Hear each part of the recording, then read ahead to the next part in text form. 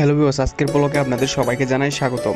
আজকের ব্লগে আপনাদেরকে দেখাতে চলেছে জাহাঙ্গীরিয়া শাহ সুফি মমতাজিয়া মোহাম্মদিয়া কানাকা শরীফ হেফজখানা ও এতিমখানার উন্নয়নের কাজ চলমান রয়েছে।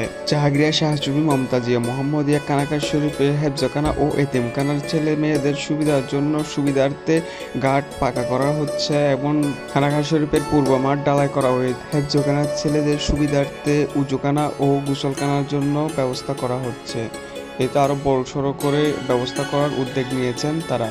হেফজখানা হচ্ছে একটি দ্বীনি প্রতিষ্ঠান। এই হেফজখানায় শিক্ষার্থীরা শিক্ষা নিচ্ছে, আরবি পড়তেছে, দ্বীনি আলম পড়তেছে, কোরআন শরীফ হেফজ করতেছে।